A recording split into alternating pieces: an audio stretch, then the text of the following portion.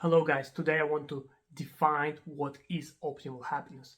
Now this was a question that one of my friends asked me recently because he just said, okay, you have this business, it's called optimal happiness, but what exactly are you selling?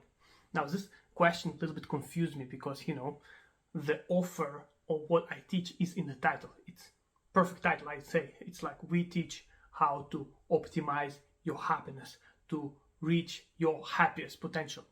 What we create in two words is, well, it's not two words, but the happiest people alive. We create happiest people alive, okay?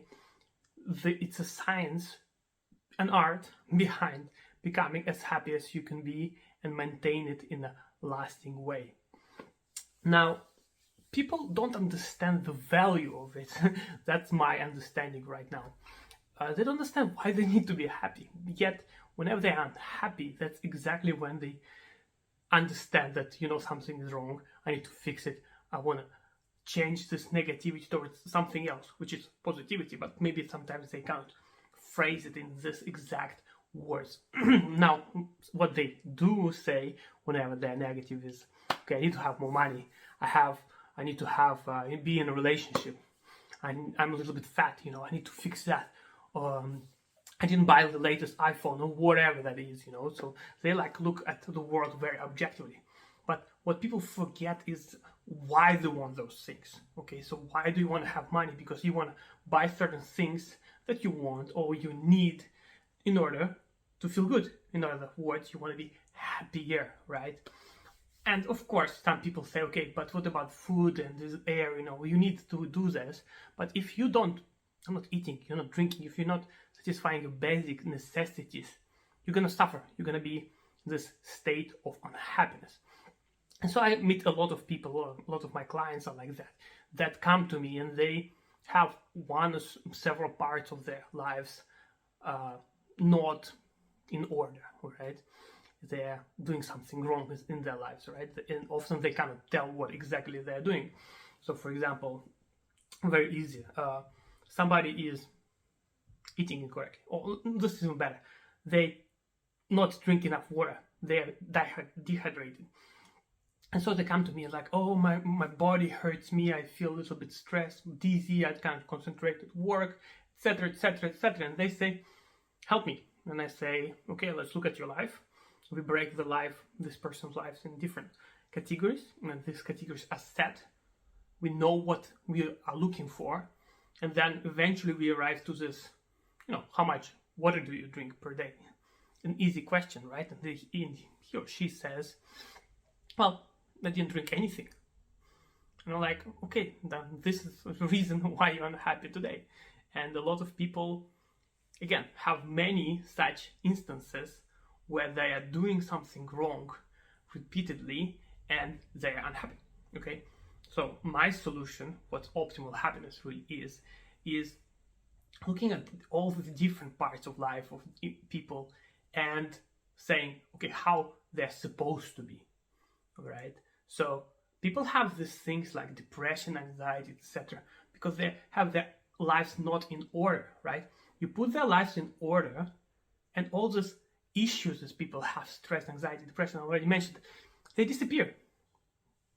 What do you need to be stressed about if everything is perfect, right?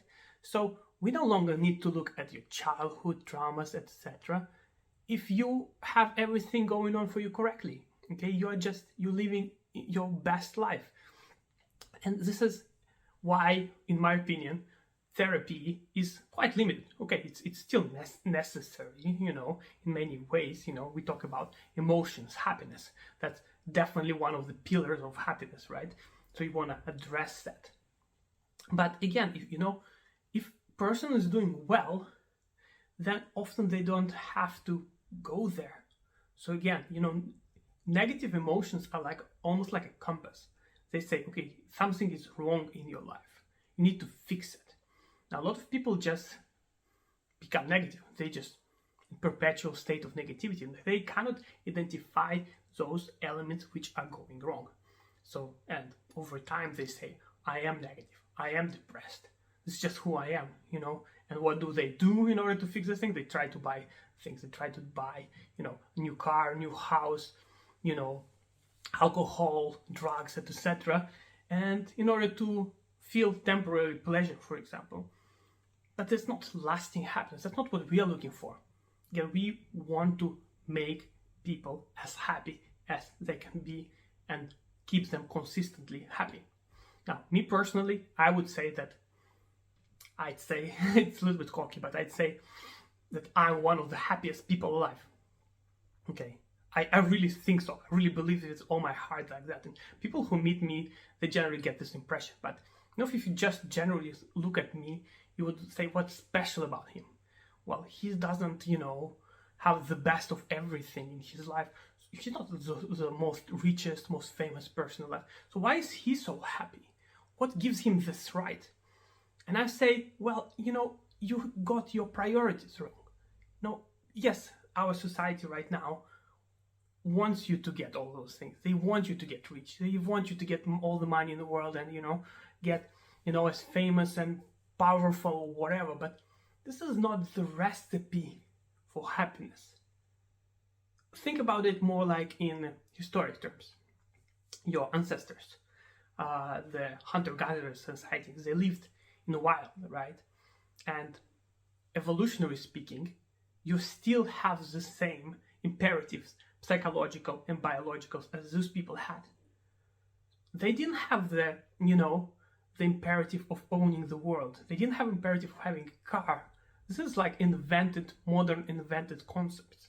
So we can look at the lives of our ancestors, understand what they really wanted and needed to have a good life, and just, if we live in accordance to those necessities, which are not a lot, by the way, you're gonna have a damn good life, all right? So you're gonna have a really good life. You can have that in perpetuity, sorry. And yes, okay, so what about problems, right? People say, well, I have problems. Do you have a solution for that? And I say, listen, I have problems. Every day I'm trying to change the world. I'm trying to lead a business, for example. I try to, give to charities, address some social problems, whatever. There is war in Ukraine. COVID is still, in our lives, Maybe Trump gonna get elected 2024. Some people support it, some people don't, But what I'm trying to say is that problems will never go away. They won't. So, but you still can live your best life today, regardless of who you are, where you're from, and what you're doing, what's your life circumstances. Okay, so you can be the happiest person you can be, and all you need to do is to follow certain steps, which I call, this formula, which is optimal happiness. And if you do it consistently, I don't care what's happening in your life, you will be happy consistently. And again, look at me. Am I the stereotypical happiest person alive? Most of the time I have a very neutral expression about it. I have a very neutral way of how I carry around myself through through cities and whatever, right? So it doesn't really, I don't need to really like all those gadgets and tools and money, all the money in the world in order to be satisfied and happy. I need just a very little. And quite honestly, if I ever would be like super rich, I would reinvest it just to have more happy people in the world. Not by giving them all the tools in the world, etc. But by just giving them the right concepts, the right information. And that's where happiness lies. I'm just remembering right now that I just wrote this article called Happiness in Philippines. Now, Philippines, if you don't know, is the second happiest country in Southeast Asia. Now, they're not the most developed country, and there is other countries that should be higher on the ranking than Philippines. Also, they're the 10th friendliest country in the world. Now, if you ask me if a country is the 10th happiest, friendliest country in the world, I mean like utopian style, right? Then if a perfect society should be a happy society, it should be a friendly society, right? That's how I envision the world. Now they have that. and they're pretty happy. They themselves say, well, we are good. Our life is not ideal compared to compared to the most, but we're still really, really happy. And what are the reasons? That are not economical. They're not, again, how much stuff you have. It's because state of mind and attitude towards life. So yes, they almost get like their happiness from whatever circumstances they can in their lives. And they have a very interconnected society based on a lot of support, just very welcoming people. And these are the qualities, part of the qualities of the happiest people alive, okay? If you can cultivate that, I don't care who you are again. I don't care where you're from again. I don't care what your life circumstances. You're gonna be happy. And this just to contrast you with certain countries in the world like America or UK. UK is not doing really good, are they? And why is that? Aren't they supposed to be one of the richest, wealthiest economies in the world? Shouldn't one of the richest people alive be the happiest people alive? That's not what we see. A lot of my clients are very wealthy, and they still come to me and they say, hey, change my life, give me what I'm missing in order to achieve that happiness, right? And we talked about it. Everything we do in our lives is for the sake of this thing we call happiness, right? And we want to be optimally happy. That's our definitely number one goal in life. We don't want to be a little bit more happy. We don't want to be a little bit less sad, because that's not a finite line. Okay, I'm a little bit happier, but I still want more, right? So this is where optimal happiness shines. We provide you with tools to be your happiest potential. We remove you from the rat race of always wanting more. You are happy, done, period. Okay, so you have a better day or worse day, but you're gonna be your happiest version in that given day, and you know that you cannot be more happy during that day. That's it. Finish line. So if you can have that, if you can exit the rat race of always wanting more for the sake of the thing called happiness, and again, we talked about it, that virtually everything we do is for the sake of happiness. Only happiness we seek for its own sake. It's not my saying, it's a quote by Aristotle. But anyway, if the happiness is number one goal, we should optimize our life to become the happiest versions we can be. Once this part of life is taken care of, you can continue doing other things. Other things are also important, but you remove that tension in your life. And a lot of people just come to me and they have these problems, and most of the time I have exactly the solution, because I can break down these people's lives and I can identify what the missing elements are, and I can give them ways how to get to that place. Again, am I gonna solve all their problems? Am I gonna cure their depressions and anxieties and stress of the world and their current situations? Most of the time, no. But this is not even the point.